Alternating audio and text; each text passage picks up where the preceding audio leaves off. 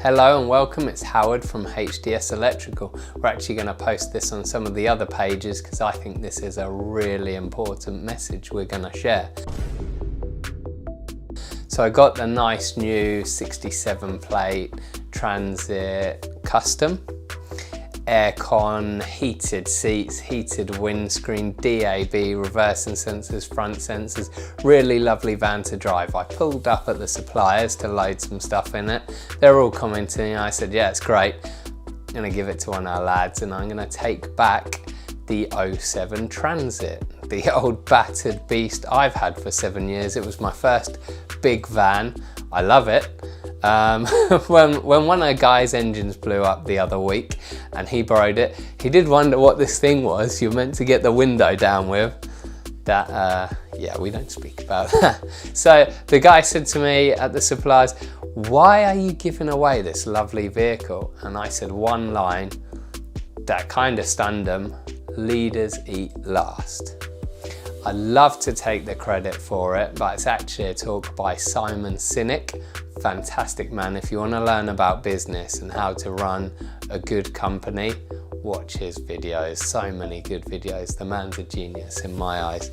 So what is the principle behind leaders eat last? Well, how can I expect my staff to go the extra mile, to go above and beyond, to put 100% effort in, if I'm not willing to put 100% of my effort into them?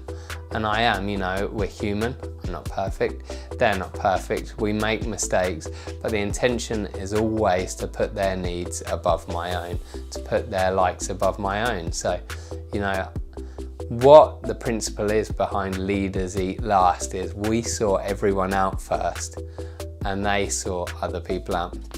He speaks in another video about the CEO of a company being asked, what is the most important part of your business?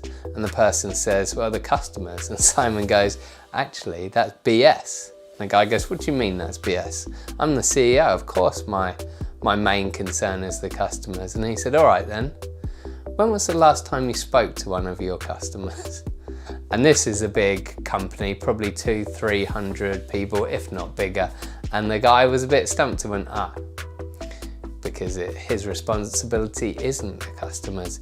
His responsibility is to look after the people that look after the customers. And that's mine. Now we've got a team of 10, that's my responsibility. I can't look after 10 electricians worth of customers all at once. It's just not possible. And I would have another nervous breakdown, which I don't want. So how can I best serve the customers? I have to make sure my staff have their needs met, do what I can for them, sort them out, put their needs above myself, and then hope that replicates down into their care of the customers. Doesn't always work like that. You know, for most people it will work like that. Unfortunately, some people are self-serving, and if they're not putting the needs of the customers above when we've given them every opportunity, then they probably won't last very long with us.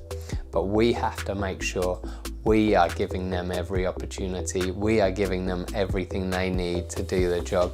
Then there can be no excuses on our part. If they're not good enough, then I'm afraid they're not good enough. You know, the customer's needs must come first. And how do I do that? Because leaders eat last.